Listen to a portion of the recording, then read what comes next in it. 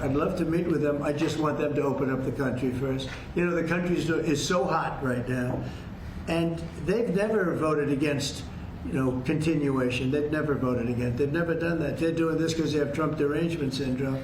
But I would love to meet. I would like to meet with both of them. But I set one little caveat.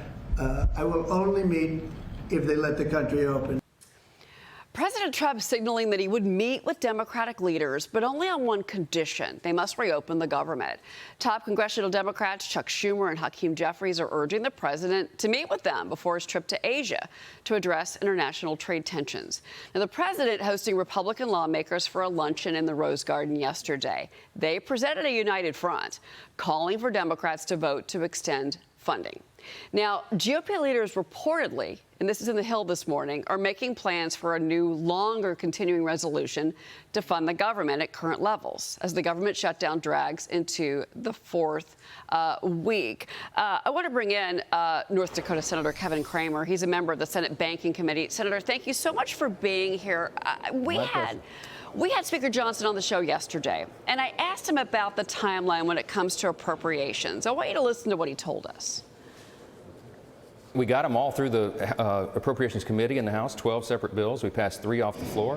The Senate passed 3. They don't match up exactly, so we have Conference Committee working to work out the differences and get that done. The next batches that we will pass through and off the House floor are being prepared right now by the appropriators, and they're doing that in bipartisan discussions, by the way, because this should be something that's bipartisan. So we're very optimistic that we can keep that process going forward and be better stewards of taxpayer dollars. That's our call and our charge here. We're working on it very hard. Republicans in charge will get that done. We just need, again, a couple of Democrats in the Senate to help us because we need 60 votes over there. We only have 53 Republicans. And, Senator, this is where you and your Senate colleagues come in, because the Hill's reporting that some Republicans are saying, look, there's not enough time to get everything done. There's going to have to be another CR, maybe a longer term one. What are your thoughts?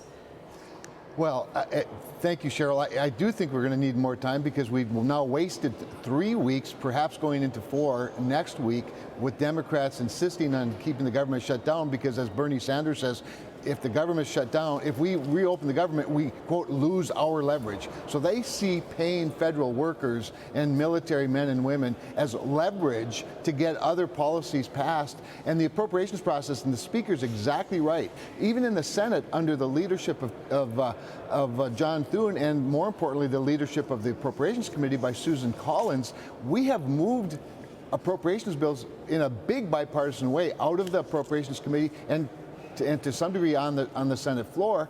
But now that cooperation has also slowed down.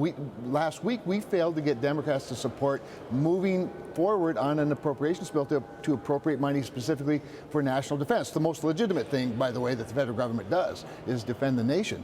And they even opposed that. So that cooperation has waned. I think, to be honest, I think some of it has to do with the fact that Susan Collins is a high target of Chuck Schumer for defeat in the next election, and this has just become so partisan for Democrats. So we're going to need more time than the next 3 or 4 weeks that the current CR gives us to finish off the appropriations process. Even if you went to an omnibus, we're going to have more time to negotiate, which is, again, so ironic considering that, and the president, by the way, his expectation is right on point.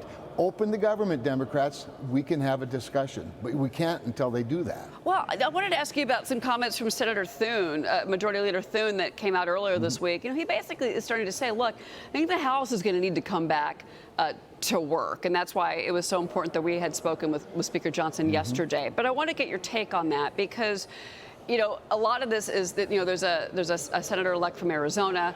We know that that's been held up. Now the state of Arizona is suing Johnson to get her sworn in. That's one issue I wanted to ask you about, even though it's on the House side. But the other is the fact that Senator Thune is really seeming now to start to kind of put the pressure on the House Speaker. Did that come up at that lunch yesterday? It did not. However, let me just say that the one thing that did come up at the luncheon the president spoke to, and that is that John Thune and Mike Johnson are in complete sync with one another. They work closely together. They're very different individuals, both very strong, faithful men, though, very bright and experienced. And I think Senator Thune's point to the House is, By the way, I think it's been good that the Speaker hasn't had the House here. We don't need 435 more negotiators. They did their job. An important point, by the way, the House passed this clean CR.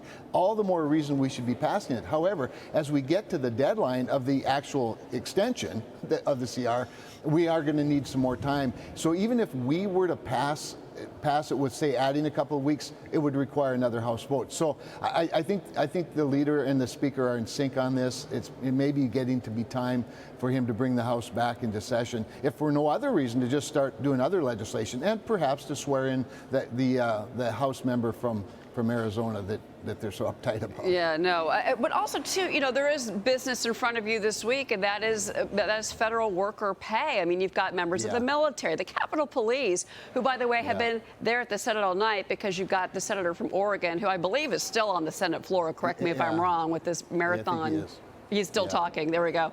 I've been looking at those live pictures this morning. So, okay, but they're not getting paid, the FAA. And Senator, what do you say to the American people? Because when flights start to get canceled and air traffic controllers aren't getting paid, and TSA agents and members of the military are having to go back on food stamps, some still have to take food stamps to get by. I mean, that's when the American public starts to get really fed up. What point do you and your colleagues pivot on this? So, great question, because Leader Thune did tee up, and I believe it'll be ripe for a vote tomorrow, Ron Johnson's bill called the Shutdown Fairness Act, which guarantees payment, in fact, continues to pay, and even retroactive to September 30th, all of the essential workers that are coming to work and not getting paid. All the people you named, plus Border Patrol, ICE, federal law enforcement, the FBI, and everybody else that has to work but is not getting paid, in addition to the military men and women. So we have that opportunity tomorrow. That will be the real test of Democrats, in my view. If they can't even get on board with paying the people who are working in the federal government, the government that they love so much, that would be telling. That would demonstrate a pure partisan, quote, leverage, to quote Bernie Sanders. I mean, Chuck Schumer said every day the government shut down is better for Democrats. Now, who says that? I mean, who even believes it, much less says it out loud, except Chuck Schumer? I think that's the big test, Cheryl.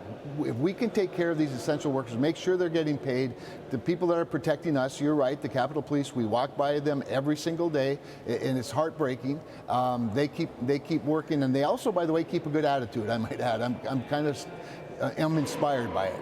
But so we are going to pivot to that tomorrow and see if we can't at least get people paid. Yeah, I think, too, we were talking about this with the Speaker yesterday. When you start to see these fights breaking out in the hallways of Congress, like with Senator Kelly, Senator Gallegos going after, Speaker Johnson, which we talked with him about yesterday. That's when, the folks are starting to look for some type of resolution. I mean, is there any path forward here where this ends in the next week? Real quick, sir, before you go.